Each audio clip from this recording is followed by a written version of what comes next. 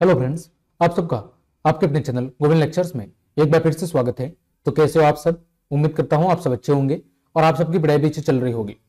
तो कक्षा 10 विज्ञान विषय के महत्वपूर्ण प्रश्न उत्तर की सीरीज में अध्याय 7 के भाग 1 में हमने कुछ इस चैप्टर के महत्वपूर्ण शॉर्ट क्वेश्चन आंसर को डिस्कस किया था, जिसमें हमने कुछ अबसद वाले प्रश्न, कुछ रिक्त स्थान वाले प्रश्न आदि छोटे छोटे प्रश्नों को डिस्कस किया था। उसी कड़ी में आज हम अध्याय 7 नियंत्रण एवं समन्वय के भाग 2 के तहत कुछ और महत्वपूर्ण प्रश्नों की चर्चा करेंगे जो आपकी परीक्षा के लिए उपयोगी होंगे।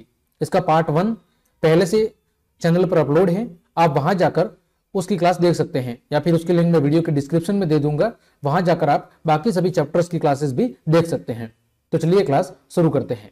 देखें, पहला क्वेश्चन आपके सामने दिया गया है, निम्नलिखित में से कौन सा पादप हार्मोन है? इनमें से कौन सा पादप हार्मोन है? तो जो आपका साइटोकाइनिन है, ये क्या है? साइटोकाइनिन आपका एक पादप हार्मोन है। दूसरा प्रश्न है आपका कि जो प्रतिवर्ती चाप है वो कहां बनते हैं? दूसरा प्रश्न है प्रतिवर्ती चाप कहां बनते हैं? तो इसका जो सही जवाब होगा कि प्रतिवर्ती चाप कहां बनते हैं, तो वो बनते हैं आपके मेरुरज्जु में। ठीक है, आगे बढ़ते हैं। प्रश्न संख्या 3, शरीर की प्रधान नियंत्रण ग्रंथि किसे कहते हैं, यानी मास्टर ग्रंथि किसे कहते हैं? तो वो कहते हैं आपकी पीयूष ग्रंथि को। क्वेश्चन नंबर 4, इंसुलिन की कमी से कौन सा रोग होता है?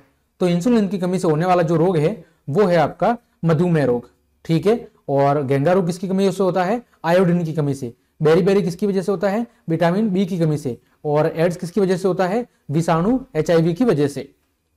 आगे बढ़ते हैं। क्वेश्चन नंबर 5, इनमें से फल पकाने के लिए कौन सा जो आपका फल पकाने के लिए प्रयुक्त होता है? तो फल पकाने के लिए किसका उपयोग किया जाता है? एथिलीन का उपयोग किया जाता है फल पकाने के लिए। किसका उपयोग? एथिलीन का उपयोग किया जाता है फल पकाने के लिए। यह प्रश्न कई बार परीक्षा के अंदर पूछा गया है कि फल पकाने के लिए किसका उपयोग किया जाता है। तो आपका फल पकाने के लिए जो उपयोग किया जाता है वो किया जाता है एथिलीन का। ठीक है, आगे बढ़ते हैं। इनमें से कौन सा मादा जनन हार्मोन है? तो मादा जनन हार्मोन दो होते हैं, एक एस्ट्रोजन और एक प्रोजेस्टेरोन। ठीक है, और एथिलीन क्या है? ये एथिलीन भी एक प्रकार का हार्मोन है आपका। तो एथिलीन हार्मोन का उपयोग फलों को पकाने के लिए किया जाता है। और मादा जनन हार्मोन कौन से हैं? एस्ट्रोजन और प्रोजेस्टेरोन, यानी कि दोनों। ठीक है, फिर प्रश्न संख्या 7, दो तंत्रिका कोशिका के मध्य खाली स्थान को क्या कहते हैं? आप सबको पता है, सिनेप्स कहते हैं। अगला क्वेश्चन है प्रश्न संख्या 8, मस्तिष्क उत्तरदायी है किसके लिए? सोचने के लिए, हृदय स्पंदन के लिए, शरीर का संतुलन बनाए रखने के लिए, और उपरोक्त सभी। तो उपरोक्त सभी। ठीक है, आगे बढ़ते हैं। रिक्त स्थानों की पूर्ति कीजिए। पहला प्रश्न है, पौधों में समन्वय एक रासायनिक पदार्थ के द्वारा होता है और उसे क्या कहते हैं? उसे हम बच्चों कहते हैं हार्मोन।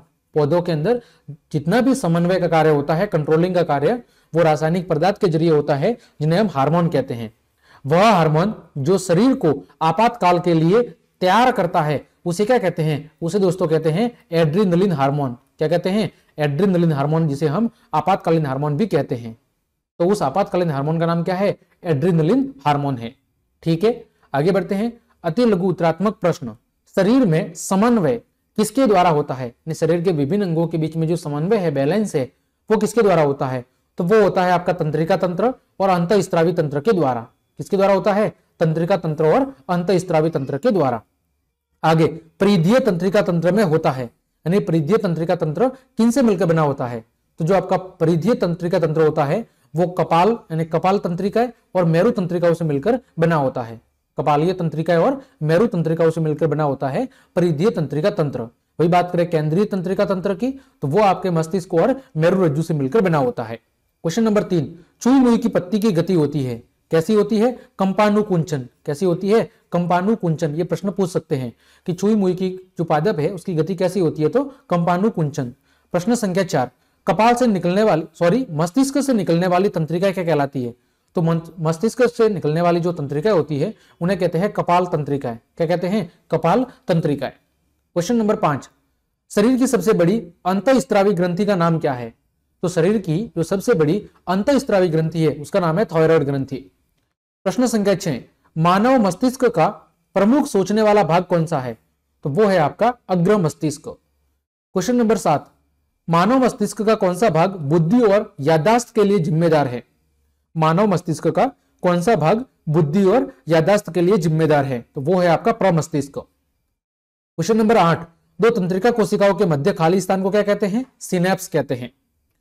क्वेश्चन नंबर 9, मानव शरीर में रक्त शर्करा घटाने में कौन सा हार्मोन सहायक है?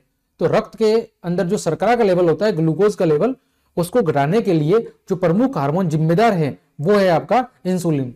ठीक है, रक्त के अंदर शर्करा यानी कि शुगर, सॉरी मैंने ग्लूकोज बोल दिया पहले, तो शुगर के लेवल को घटाने के लिए जो हार्मोन जिम्मेदार होता है वो होता है आपका इंसुलिन। अगला क्वेश्चन नंबर 10, कौन सी ग्रंथि अंतःस्रावी और बहिस्रावी दोनों ही प्रकार की है? Very very important. तो ये है आपकी अग्नाशयी ग्रंथि, जो अंतःस्रावी और बहिस्रावी दोनों ही प्रकार की ग्रंथि है, यानी मिश्रित क्या है? मिश्रित ग्रंथि है। क्वेश्चन नंबर 11, शरीर का प्रमुख समन्वय केंद्र कौन सा होता है? तो वो होता है आपका मस्तिष्क। अगला क्वेश्चन नंबर 12, एड्रीनलिन जो हार्मोन होता है जिसे हम आपातकालीन हार्मोन कहते हैं, वो किस अंग पर सीधे काम करता है? तो वो काम करता है सीधे हृदय पर। अगला क्वेश्चन नंबर 13, प्रतिवर्ती क्रिया तंत्रिका तंत्र के किस भाग के द्वारा संचालित की जाती है? तो जो प्रतिवर्ती क्रिया है वो तंत्रिका तंत्र के मेरुरज्जु के भाग के द्वारा, कौन से भाग के द्वारा? मेरुरज्जु भाग के द्वारा संचालित या कंट्रोल की जाती है। क्वेश्चन नंबर 14, मेडुला कहां पर स्थित होता है? तो मेडुला आपका स्थित होता है पश्च मस्तिष्क में। कहां पर स्थित होता है? पश्च मस्तिष्क के अंदर। क्वेश्चन नंबर 15, पादप में रासायनिक समन्वय किसके द्वारा होता है? तो पादप के अंदर जो रासायनिक समन्वय है वो होता है हार्मोन्स के द्वारा।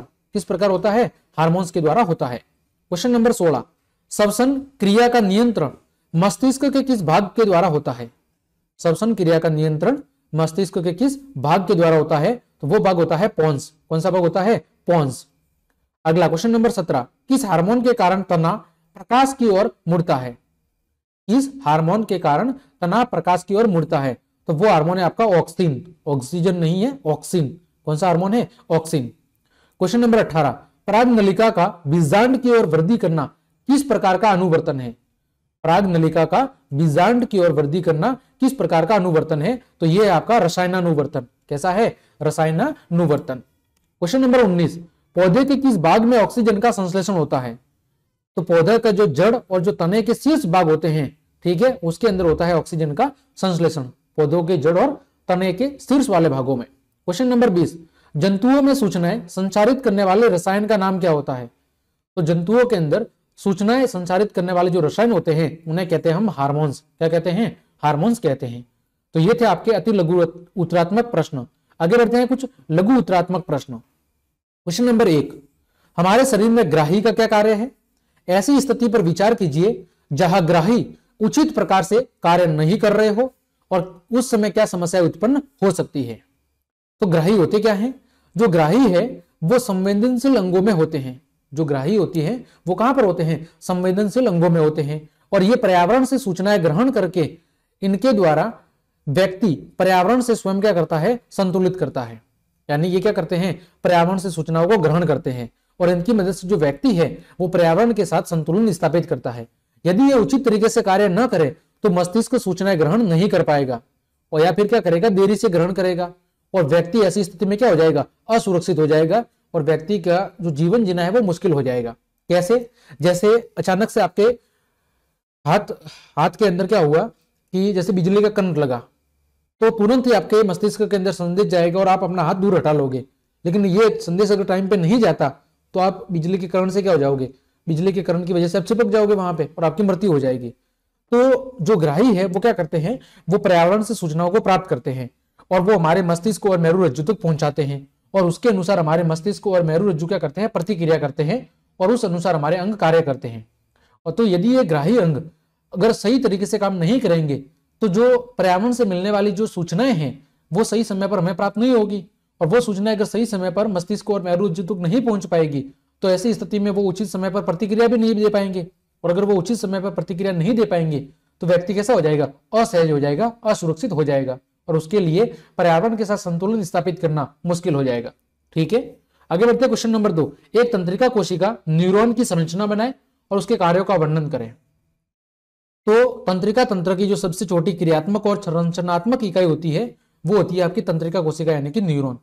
और ये 3 हिस्सों के अंदर बटी होती है, एक ध्रुमिका, एक कोशिकाएं और एक एक्सॉन। ठीक है, डेंड्राइड, कोशिकाएं और एक्सॉन, 3 भागों के अंदर डिवाइड होती है आपके न्यूरॉन। चित्र आप अपनी किताब से देख लेना। हमारे शरीर के अंदर संवेदी तंत्रिका और क्या होती है, तंत्रिका कोशिकाएं होती है। और जो संवेदी तंत्रिका होती है वो ग्राही अंगों से क्या करती है, उद्दीपन यानी कि संदेशों को प्राप्त करती है और इन सूचनाओं को मेरुरज्जु तक लेके जाती है। तथा जो वाहक कोशिकाएं होती है या जो वाहक तंत्रिका कोशिका होती है वो मस्तिष्क से सूचना कहां तक पहुंचाती है, अंगों तक पहुंचाती है। यानी जो सूचनाएं अंगों से पहले मस्तिष्क या मेरुरज्जु तक पहुंचती है क्रिया के रूप में, उसके बाद प्रतिक्रिया के रूप में जो सूचनाएं मस्तिष्क और मेरुरज्जु के द्वारा प्रदान की जाती है वो फिर वाहक कोशिकाओं के द्वारा हमारे उन अंगों तक वापस पहुंचाई जाती है और उसके अनुसार क्या करते हैं, अंग कार्य करते हैं। चैप्टर की व्याख्या के दौरान मैंने तंत्रिका कोशिका को बहुत अच्छे से समझाया है। इससे बार बार परीक्षा में प्रश्न भी पूछा जाता है, तो आप इससे अच्छे से तैयार कर ले। आगे बढ़ते हैं क्वेश्चन नंबर 3। पादप के अंदर प्रकाशानुवर्तन किस प्रकार होता है। यानी प्रकाशानुवर्तन का मतलब है प्रकाश की दिशा के अंदर क्रिया करना, वृद्धि करना। तो जड़ प्रकाश की विपरीत मुड़कर क्या करती है, अनुक्रिया करती है और तने प्रकाश की दिशा के अंदर मुड़कर क्या करते हैं, क्रिया करते हैं। इसे कहते हैं प्रकाशानुवर्तन। जो जड़ है वो प्रकाश की विपरीत दिशा में क्या करती है, अनुक्रिया करती है, जबकि जो तना है वो प्रकाश की दिशा के अंदर अनुक्रिया करता है। इसे कहते हैं प्रकाशानुवर्तन। पादप के अंदर एक हार्मोन होता है, कौन सा होता है, ऑक्सिन। कौन सा हार्मोन होता है, ऑक्सिन। ऑक्सिन, ये यहां पर गलत प्रिंट हुआ है, ऑक्सिन हार्मोन होता है। तो पादप के अंदर एक हार्मोन स्रावित होता है ऑक्सिन। यह सूर्य के प्रकाश में तने के अंधेर में भाग में आ जाता है, यानी तने के अंधेरे वाले भाग में आ जाता है और वहां की कोशिकाओं को लंबा करके उन्हें प्रकाश की ओर क्या करता है, झुका देता है। इसे कहते हैं धनात्मक प्रकाशानुवर्तन। और जो जड़ें होती हैं वो प्रकाश की विपरीत दिशा में गति करती है, वृद्धि करती है, तो उसे कहते हैं ऋणात्मक प्रकाशानुवर्तन। ठीक है, प्रकाश की दिशा में होने वाली गति या वृद्धि को कहते हैं धनात्मक प्रकाशानुवर्तन और प्रकाश की दिशा की विपरीत जो दिशा है, प्रकाश की गति की विपरीत दिशा में होने वाले जो गति या वृद्धि है उसे कहते हैं ऋणात्मक प्रकाशानुवर्तन। आगे बढ़ते हैं क्वेश्चन नंबर 4। मेरुरज्जु आघात में किन संकेतों के आने में व्यवधान होगा। यानी हमारी मेरुरज्जु छोटी हो जाए, उस पर कोई चोट लग जाए तो कौन सी क्रिया या संकेत नहीं आ पाएंगे। तो जो प्रतिवर्ती क्रिया है उनका कंट्रोल कहां पर होता है, मेरुरज्जु के द्वारा। तो प्रतिवर्ती क्रिया संपन्न सही समय पर नहीं हो पाएगी और इसके अलावा जो सभी सूचनाएं हैं वो ठीक प्रकार से संचारित नहीं हो पाएगी जब हमारा मेरुरज्जु सही ढंग से काम नहीं करेगा। आगे बढ़ते हैं, पादप में रासायनिक समन्वय किस प्रकार होता है। तो जो पादप कोशिकाएं होती है वो विभिन्न प्रकार के हार्मोन्स को क्या करती है, स्रावित करती है। ये हार्मोन वृद्धि, विकास और विभाजन को क्या करते हैं, नियंत्रित करते हैं। और यही हार्मोन रासायनिक समन्वय वो क्या करते हैं, विभिन्न अंगों के बीच में या पादप के विभिन्न जो अंग हैं उन अंगों के बीच में रासायनिक समन्वय को क्या करते हैं, स्थापित करते हैं। और उस तरह से एक पादप के अंदर समस्त क्रियाएं सही तरीके से क्या होती है, संचालित हो पाती है। और यदि ये हार्मोन स्रावित नहीं होंगे तो फिर पादपों के अंदर होने वाली जो सभी क्रिया है वो असंतुलित हो जाएगी और पादप का जीवन खतरे के अंदर पड़ जाएगा। आगे बढ़ते हैं क्वेश्चन नंबर 5। एक जीव में नियंत्रण और समन्वय के तंत्र की क्या आवश्यकता है। एक जीव के अंदर नियंत्रण और समन्वय तंत्र की जरूरत क्या है। तो यदि जीव के अंदर नियंत्रण और समन्वय का तंत्र नहीं होगा तो कोशिकाएं जीव की इच्छा अनुसार कार्य नहीं करेगी और इन पर नियंत्रण होना अति आवश्यक है। इसके अलावा बहुकोशिकीय जीवों में सामान्य क्रियाओं के लिए बहुत ही प्रभावशाली है। मतलब सिंपल सी बात है, हमारे शरीर के जो अंग हैं, जो कोशिकाएं हैं, उन पर अगर हमारा कंट्रोल नहीं होगा, उन पर किसी न किसी तरीके से अगर कंट्रोल नहीं होगा तो फिर वो अपनी इच्छा के अनुसार कार्य नहीं कर पाएगी। जो जीव है वो अपनी इच्छा अनुसार कार्य नहीं कर पाएगा और जब जीव अपनी इच्छा अनुसार कार्य नहीं कर पाएगा तो उसका जीवन धीरे धीरे खतरे के अंदर पड़ जाएगा, है ना। आगे बढ़ते हैं क्वेश्चन नंबर 6। अनैच्छिक क्रिया और प्रतिवर्ती क्रियाएं एक दूसरे से किस प्रकार भिन्न है, अलग है। अनैच्छिक क्रियाएं और प्रतिवर्ती क्रियाएं एक दूसरे से अलग कैसे हैं। तो देखो, सबसे पहले बात करते हैं अनैच्छिक क्रियाओं की। तो इन क्रियाओं को मस्तिष्क नियंत्रित करता है। कौन कंट्रोल करता है, मस्तिष्क। जैसे हृदय का धड़कना और सांस लेना, ये अनैच्छिक क्रिया है, इन पर हमारा कंट्रोल नहीं है, इनको कंट्रोल करता है हमारा माइंड। और ये क्रिया संपन्न होने में ज्यादा समय भी नहीं लेती है। ये क्रियाएं संपन्न होने में ज्यादा समय नहीं लेती है। दूसरी है प्रतिवर्ती क्रिया। इन क्रियाओं को मेरुरज्जु के द्वारा कंट्रोल किया जाता है। उदाहरण के लिए गर्म पदार्थ को स्पर्श करने पर हाथ का हट जाना। और ये क्रिया संपन्न होने में, ठीक है, बहुत कम समय लेती है, जबकि जो अनैच्छिक क्रिया होती है ये संपन्न होने में ज्यादा समय लेती है। ठीक है, मैंने थोड़ा गलत बोल दिया। जो अनैच्छिक क्रिया है वो संपन्न होने में ज्यादा समय लेती है और जो प्रतिवर्ती क्रिया है वो संपन्न होने में बहुत ही कम समय लेती है। ठीक है, आगे बढ़ते हैं क्वेश्चन नंबर 7। जंतुओं में नियंत्रण एवं समन्वय के लिए तंत्रिका और हार्मोन क्रिया विधि की तुलना क्या करनी है, आपको करनी है। जंतुओं में नियंत्रण और समन्वय के लिए तंत्रिका और हार्मोनों की क्रिया विधि की हमें तुलना करनी है। सबसे पहले बात करते हैं तंत्रिका क्रियाविधि की। तो तंत्रिका तंत्र संवेदी सूचनाएं प्राप्त करके अपना संदेश भेजता है और उन्हें क्या करता है, नियंत्रण करता है। जो तंत्रिका तंत्र है वो संवेदी सूचनाओं को प्राप्त करके उन्हें मस्तिष्क तक भेजता है और फिर मस्तिष्क से जैसे अनुक्रिया आदेश प्राप्त होता है वैसा वो क्या करता है, प्रतिक्रिया के रूप में अपना कार्य करता है और नियंत्रण स्थापित करता है।